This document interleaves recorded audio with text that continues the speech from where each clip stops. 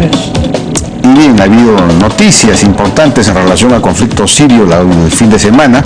Los inspectores de la ONU han confirmado la utilización de armas químicas, aunque no han atribuido responsabilidad, no han dicho que ha sido el gobierno sirio el autor de estos, de estos atentados. Y por otro lado, quizás lo más interesante sea que ha habido un acuerdo entre Estados Unidos y Rusia. El secretario de Estado norteamericano John Kerry y el canciller ruso, el señor Lavrov, llegaron a un acuerdo para, exigir conjuntamente a Siria el acceso a sus armas químicas y su destrucción. Y y si no, entonces entraría a funcionar las Naciones Unidas, en fin, todo un esquema. Estamos con Francisco Tudela para conversar acerca de todo esto. Francisco, Pancho, ¿qué tal? ¿Cómo estás? Muy ¿Cómo te va? noches, ¿Qué tal? Jaime, muchas gracias. Gracias por venir. Gracias por venir. Bueno, ¿qué ha pasado acá con Estados Unidos y Rusia? Se han puesto de acuerdo, una cosa que ha llamado mucho la atención. Hay escepticismo en algunos sectores, dice que esto podría ser una táctica dilatoria de Rusia. En fin, ¿tú qué opinas? ¿Cómo analizas esto? Yo creo que es un acuerdo, que no está 100% asentado. Es un acuerdo producido por Rusia. Los Estados Unidos y sus aliados deciden llevar a cabo una guerra contra Siria para, eliminar las armas químicas, para cambiar el equilibrio de poder en la lucha entre los rebeldes y el gobierno. Y se produce una secuencia de actos fallidos. El primero de ellos, el Parlamento británico vota una resolución presentada por el primer ministro David Cameron para tener poderes de guerra y no le dan los poderes de guerra. Cosa que no solamente es un problema de política interna inglesa, sino que también representa un fracaso diplomático para los Estados Unidos. Y a partir de ese punto empiezan a descarrilarse los eventos. Putin anuncia que tienen un plan, que saben cómo ejecutarlo, cuándo ejecutarlo, cómo ejecutarlo, pero no revela el plan. El presidente Obama decide dar un discurso en vísperas del 11 de septiembre y de ir al Congreso americano a pedir también poderes de guerra, y Putin ejecuta el plan en el borde, al filo del abismo, al filo de la navaja, y le propone a Siria que ponga sus armas químicas bajo control de la comunidad internacional para su destrucción. Esto desintegra los equilibrios dentro del Congreso americano. Hacen su contabilidad reservada y se dan cuenta, el gobierno americano se da cuenta que no tiene los votos.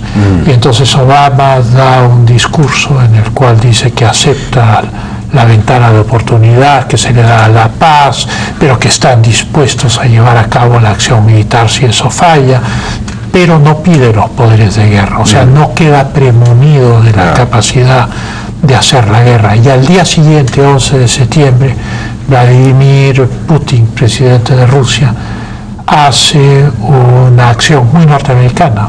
Publica esta carta. Publica una carta en el New York Times, ¿no? Un artículo, ¿no? En la cual dice un ruego de Rusia a la cautela, en la cual sostiene que no se ha probado que sea el régimen de Assad el que ha utilizado estas armas químicas. En segundo lugar, que las Naciones Unidas no deben seguir la suerte de la Sociedad de Naciones en los años 30, que se convirtió en una organización que no funcionaba. En tercer lugar, que era una crítica contra la acción unilateral de Estados Unidos. Correcto, dijo que la acción unilateral era ilegal.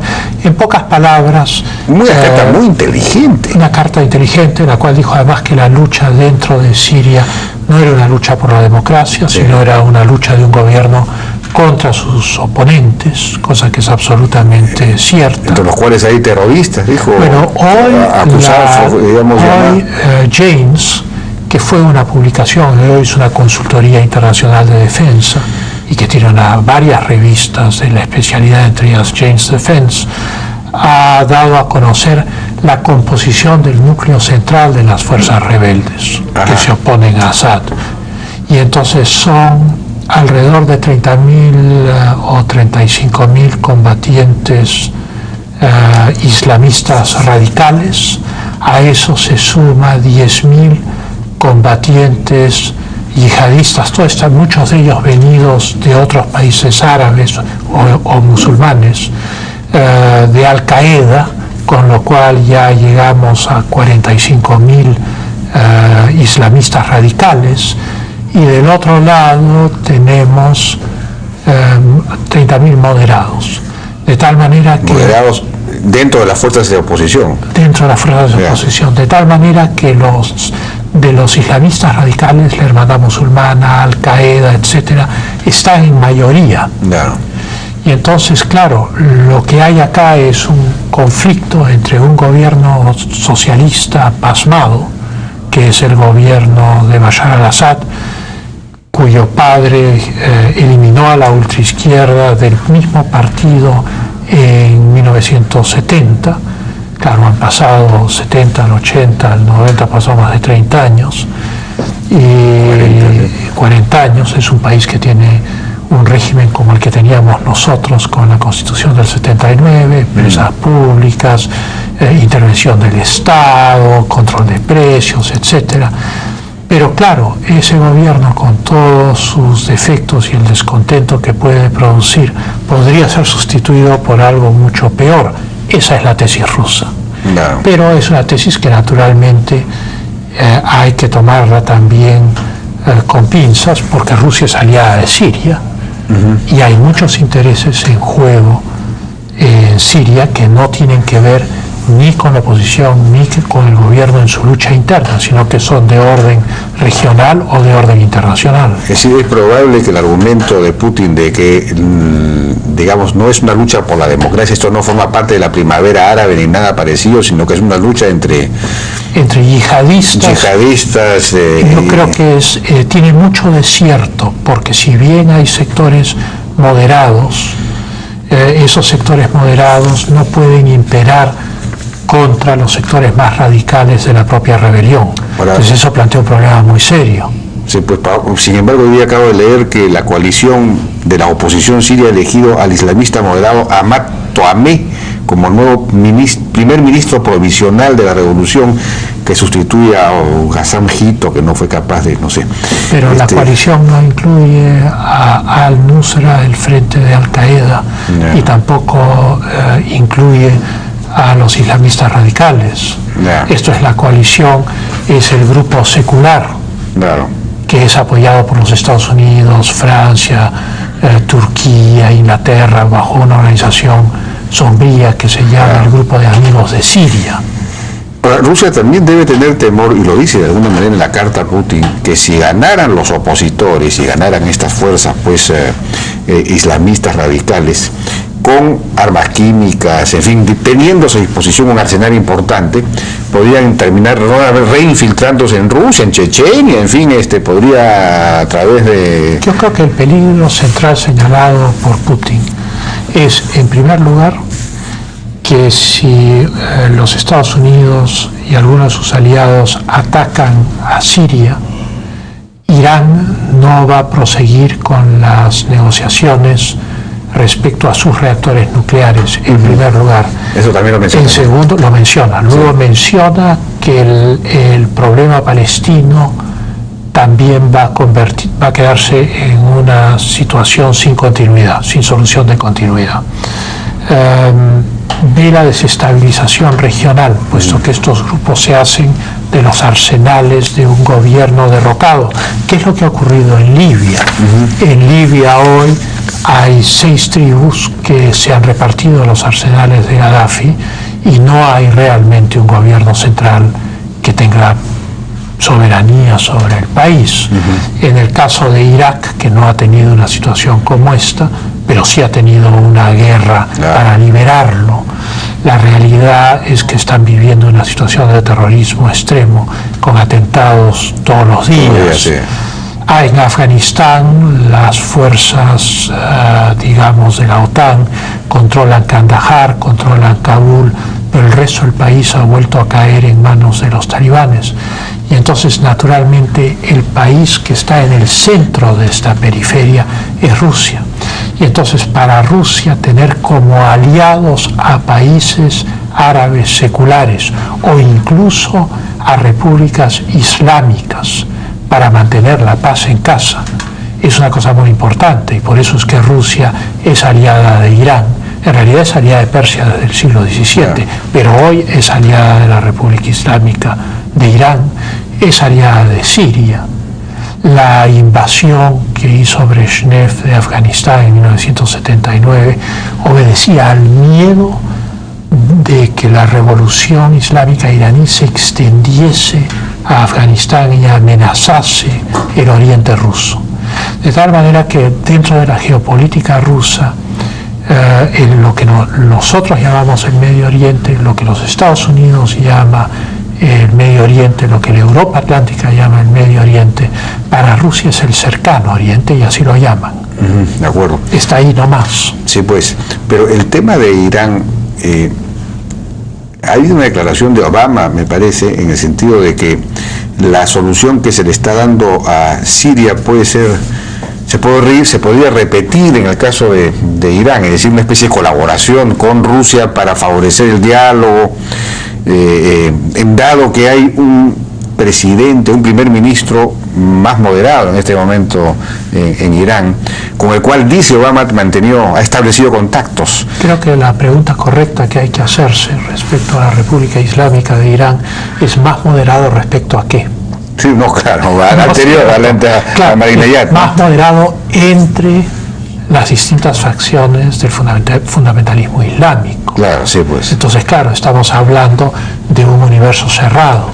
Eso en primer lugar. En segundo lugar, estamos hablando con Irán respecto a reactores nucleares, no respecto a armas químicas, que son un invento utilizado en la Primera Guerra Mundial, en 1914. Estamos hablando de una tecnología que es realmente un arma de destrucción masiva en gran escala, si es que se cristaliza el arma nuclear. Y en tercer lugar, la posición de los Estados Unidos en su discurso no es ofrecerle el mismo régimen a Irán. No es, en el sentido de que las negociaciones se van a llevar a cabo, y si Irán no pacta lo que se espera que pacte, entonces claro, el peligro de guerra también está latente para Irán. Tampoco están seguras las conversaciones respecto a las armas químicas de Siria, pues hoy ha surgido una controversia entre los rusos y los americanos respecto a si el acuerdo que ellos han hecho sobre las armas químicas cae dentro del capítulo 7º de la Carta o no. Esto es, el capítulo 7º es el proceso de uso de la fuerza. Vamos a una pausa y regresamos con eso, porque me están pidiendo. Presentamos el acto de hacer consultas y operaciones en cualquier celular. Una vez afiliado, solo llama gratis al *595 numeral desde tu celular y marca la opción que necesitas. Así de sencillo.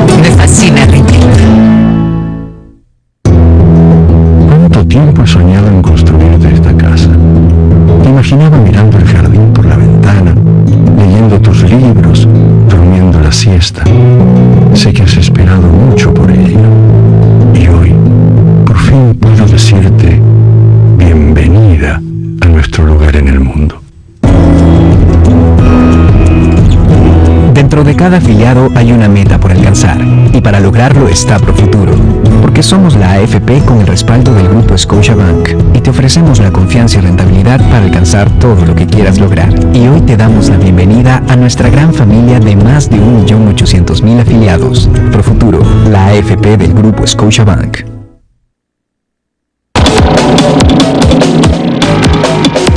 Seguimos conversando entonces con Francisco Tudela, ex canciller de la República. Bueno, entonces decías que de repente no está claro este acuerdo entre Estados Unidos y Rusia desde el punto de vista de Naciones Unidas. Claro, John Kerry ha mencionado en el curso de hoy que el acuerdo de poner bajo control a la comunidad internacional y desmontar las armas químicas de Siria serían parte del capítulo 7 de la Carta, o sea, serían una acción dentro del capítulo 7 de la Carta. Ahora, el capítulo 7 de la Carta es el que autoriza el uso de la fuerza y se divide en dos tipos de medidas: las medidas que no implican el uso de la fuerza y, en caso de no cumplirse, la autorización del uso de la fuerza. Y entonces Kerry estaría asociando esta medida a las medidas antes de utilizar la fuerza. Claro. ¿Por qué? Porque lo que están negociando es una resolución del Consejo de Seguridad de las Naciones Unidas. Y Lavrov, el canciller ruso, ha replicado diciendo que eso no es cierto, que el acuerdo al cual ellos han llegado con los Estados Unidos respecto a Siria no tiene nada que ver con el capítulo 7 de la Carta. De tal manera que hay disensiones, no es una cosa cuajada y absolutamente estable. Son dos potencias en una lucha muy grave por sus esferas de influencia. Es una Rusia ya fortalecida, que está en una posición muy distinta a la que tuvo durante la guerra del Kosovo o la guerra del Golfo en 1991, durante las cuales su capacidad de reacción era mínima. Hoy su capacidad de reacción es muy grande y la defensa de sus aliados es importante para Rusia, primero por el problema de su relación con los regímenes islámicos, sus enormes fronteras con países islámicos, el hecho de que tienen un puerto que ellos construyeron, una gran base naval en Tartus, en Siria, en el Mediterráneo, y que si pierden esa base, pierden su único puerto del Mediterráneo, con lo cual se quedan o encajonados dentro del Mar Negro o en el Océano Ártico o en el Atlántico Norte. Y luego el hecho de que a través de Siria potencialmente podrían pasar una serie de oleoductos desde el Golfo Pérsico, desde Qatar, etcétera, o desembocar oleoductos que vienen desde Turquía al Mediterráneo. Y entonces Siria tiene una posición estratégica A1 y siempre fue un país con una posición estratégica A1. En el Imperio Romano, Alejandro el Magno conquistó Siria, fue lo primero que hizo en su marcha hacia el Imperio Persa. Los romanos conquistaron Siria, era esencial conquistar Siria. Los cruzados lo primero que hacen es conquistar Siria antes de ir hacia Jerusalén más al sur, de tal manera que Siria tiene una posición estratégica privilegiada sobre el Mediterráneo. Pero entonces es posible que Estados Unidos tenga el interés efectivamente de realizar ese ataque para desplazar a Rusia al control de esa zona. Bueno, yo creo que esa es la hipótesis más plausible, más sólida.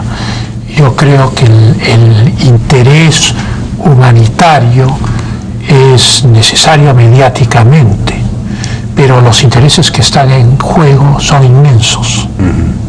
Implican el control del Mediterráneo oriental, implican el control de los oleoductos o el desarrollo de oleoductos hacia el Mediterráneo de países que en este momento no tienen acceso a Siria.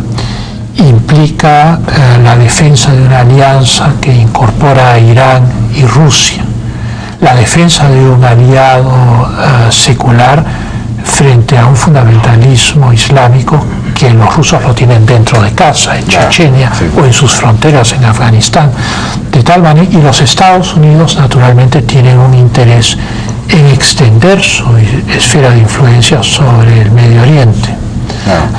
De tal manera que la opinión pública israelí, según una encuesta de Reuters, decía que si los Estados Unidos realizaban el ataque antes del plan ruso, el prestigio y la fuerza de Estados Unidos en el Medio Oriente iba a ser predominante. Bueno, quizá, digamos, ese interés norteamericano de Realpolitik pueda estar explicando el ataque de Turquía a un helicóptero sirio. Hoy han bombardeado un helicóptero, se han bajado un helicóptero sirio. Es correcto eso. El argumento es que cruzó al espacio aéreo turco, pero claro, en medio de una tensión internacional de este calibre, uno piensa 2 o 3 veces antes de dar la orden de abatir una nave contraria, ¿no? O de un país vecino, de tal manera que lo que hay es una geopolítica de poder alrededor de Siria. Turquía es la frontera a través de la cual se arma a los rebeldes. En la semana antepasada, la CIA ha entregado, la semana pasada en realidad, 400 toneladas de armas ligeras a los rebeldes a través de la frontera turca, sí, según NBC, o sea, esto no viene de Novosti, esto viene de la prensa americana, de tal manera que hay, digamos, un manejo de las fuerzas subversivas para tomar el control de Siria, que es muy fuerte, ¿no?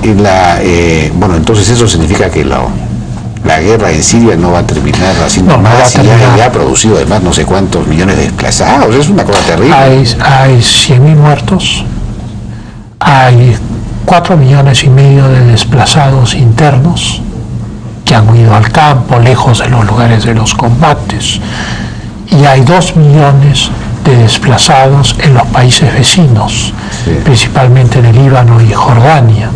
Esto plantea una crisis humanitaria sin precedentes desde la época de los boat people, de esta gente que huía en barcos de Vietnam del Sur, cuando Vietnam del Sur fue ocupado por Vietnam del Norte. Finalmente, China, que es un poder tan importante ahora, sin embargo no tiene una, digamos, vocación geopolítica clara en estos términos, ¿no? Sí, claro, penetra económicamente, pero no juega un papel. China aprovechó la guerra de Irak en 2003 para hacer grandes compras en el África y conseguir grandes concesiones mineras.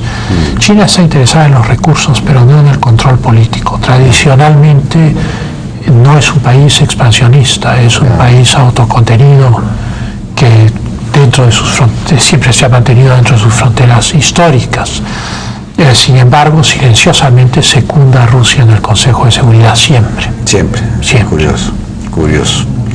Bueno, ya nos ha ganado el tiempo, Francisco. Muchas gracias por tu participación. Muchas gracias. Es muy interesante, realmente nos ha ayudado a entender este problema muy serio. Fue Francisco Tudela, ex canciller del Perú. Vamos a una pausa, regresamos ahora con el tema de la pesca. El precio del pescado ha venido subiendo todo este año, hay escasez. ¿Cuál es el problema? Tiene esto que ver con las regulaciones que ha dado el gobierno. Vamos a estar con Humberto Speciani, expresidente de la Asociación Nacional de Pesquería, y con Francisco Miranda, presidente de OANES.